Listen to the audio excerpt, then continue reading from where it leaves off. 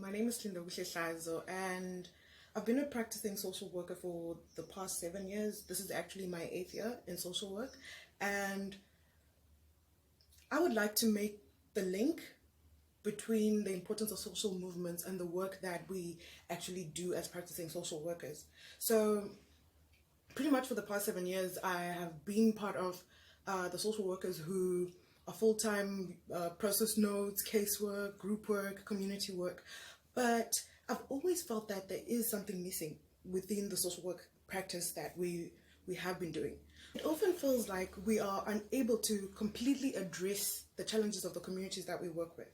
So while doing my practice, or while practicing, I came to think that radical social work was even the slightest move that I made that was against the organization's systems, that was not really the funders' requirement, but was more of any need or any solution that the community came up with. So that was my definition of being radical. Like, okay, so the community say they want to put water pipes going down there because they have issues with water and sanitation. So if I addressed that, or worked with the community in that, I defined that as radical social work at that time, because we are swamped with many more things that we need to address, or that are within the systems of the organization or funders' requirements, and not forgetting our caseloads. So it becomes very challenging to actually be radical in whatever we think radical is, because at the time I thought radical was that work with communities, address their problems or their challenges in the way that they think their challenges can be addressed. But after joining a social movement like SWAN, and I'm sure there are many other great social movements out there that one can be part of, I started to actually interact with different groups of people and who are also in the profession. And it was so enlightening. A bit uncomfortable in the beginning, but it becomes so enlightening that you get to meet different groups. Because one thing that's concerning about social work is the huge divide between the intellectual social worker, the one who is still studying, who continues to study social work, and the social worker who's practicing. We hardly meet anyway.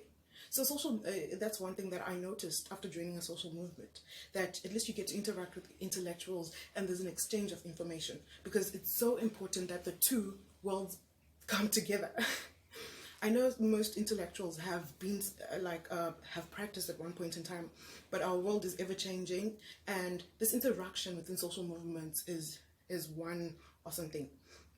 Another thing is, if you ever, I think an advantage for a practicing social worker to join a social movement would be around the fact that we now have more manpower, exactly. We have more people to work together. Unlike in your workspace. In our workspaces, we have quite a limited number of social workers, and because of the systems of the organization also and funders' requirements, one may not be able to maneuver around to actually be radical enough. So in social movements, we get to be in that space. Social movements have structure, but then are not supposed to be so rigid. And that's a good space for radical social work to actually be explored. This is why I would encourage a practicing social worker to also join social movements. For the unemployed social workers, because there are two groups of unemployed social workers that I would think of. One that has practiced and is now unemployed, and the one who has just finished their university degree and has not practiced. For those who have practiced, it is that platform for networking, to getting to know other, for both, in fact, it is a platform for them to connect with other professionals, get to know, keep in contact with what's happening in social work. But for the unemployed social worker who just left university, the advantages in this is you get to learn radical social work because there's hardly radical social work in the workplace. I would like to be honest. From my experience, I have not seen radical social work within the workplace, because there are often so many limitations to radical social work actually being functional in organizations or for the practicing social worker. But for the one who's coming out of university, you get, if you join a social movement, you get to learn, because I think there's very little awareness around radical social work. They are great platforms to actually learn and to network.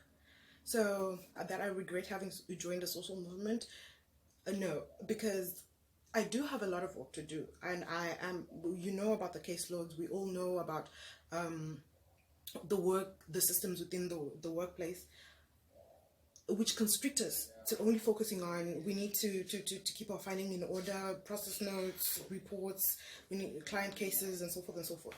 But in making the time, I've come to, like, my mind is opening up to actually knowing what's happening in the world on a larger scale, because that is what we need. We actually need change that comes on bigger scales, not just the casework, group work, community work that unfortunately the workplace, our places of work are encouraging. So I would say there is no, in my thinking, there is no space for radical social work within organizations or the work environment. That's my opinion, because of the rigid system. Somebody's paying for this work to be done, and it has to be done a certain way, in a certain period. Let's talk about the targets. We have reduced social workers to actually reaching targets. Yes. So definitely social movements are that place where we're able to be flexible, we're able to work together with different groups, be it the intellectual, the practicing social worker, community members. We're able to work on all levels and not be restricted to one thing. So I'm definitely for social movements. It's Pambili, social movements, Pambili.